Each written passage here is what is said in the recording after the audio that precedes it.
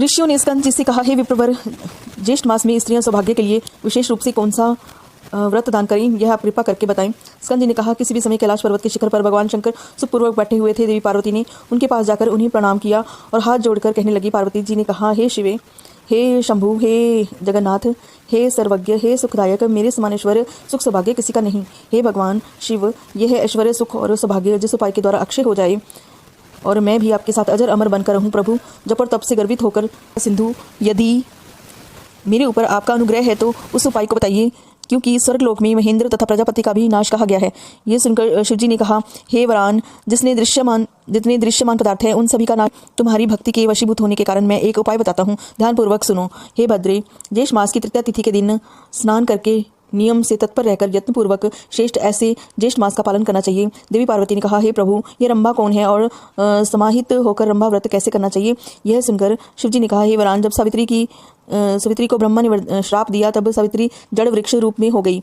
वही यह रंभा, कदली और कपूर जननी नाम से प्रसिद्ध हुई। उसके उपरांत क्रोध से संतप्त सावित्री अपने पिता के घर में रहने लगी और जब पिता के उपदेश से ज्येष्ठ मास में स्नान पूजन आदि 5 वर्ष तक किया तब ब्रह्मा जी उस पर प्रसन्न हो गए और हे शुभे, ज्येष्ठ मास की तृतीया के दिन उस सावित्री के सामने प्रकट होकर ब्रह्मा जी ने दुर्लभ बहुत से वरदानों को दिया, उनको तुम अवश्य सुनना। ब्रह्मा ने सावित्री से कहा कि हे शुभे, तुम जगत के कल्याण के लिए अंश से रंभा बन जाओ।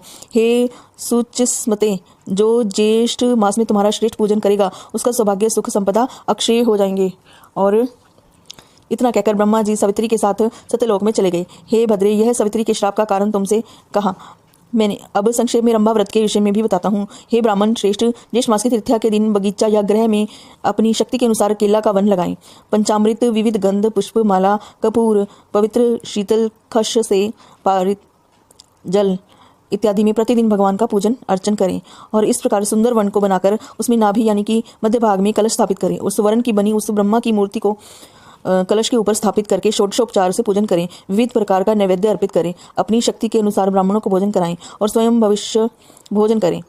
गीत, वाद्य, पुराण, श्रवण कथा, श्रवण कीर्तन इत्यादि के द्वारा देवताओं के सामने जागरण करें और इस प्रकार कदली वन में बैठकर प्रतिदिन पूजन करें। समस्त कामनाओं की इच्छा करने वाले मनुष्य इस प्रकार इस मास के व्रत का पालन कर सकते हैं। एक मास पूर्ण हो जाने पर आचार्य को उचित दान दें और बहुत सा दान देकर दूध देने वाली गाय का भी दान करें। यथाशक्ति हवन करें। ब्राह्मणों को दक्षिणा दें। अपनी शक्ति के अनुसार शर्करा युक्त पायस से ब्राह्मणों को भोजन कराएं।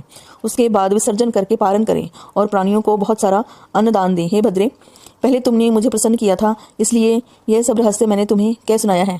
हे भद्रे, इस व्रत को यत्नपूर्वक करो, तुम्हें शाश्वत फल मिलेगा। प्रथम सूर्यपुत्र के निग्रह से इस व्रत को जगदीश्वर ने गुप्त रखा था। इस पवित्र व्रत को जगत के गुरु शंकर भगवान ने दीनों पर कृपा करके पार्वती जी से कह सुनाया और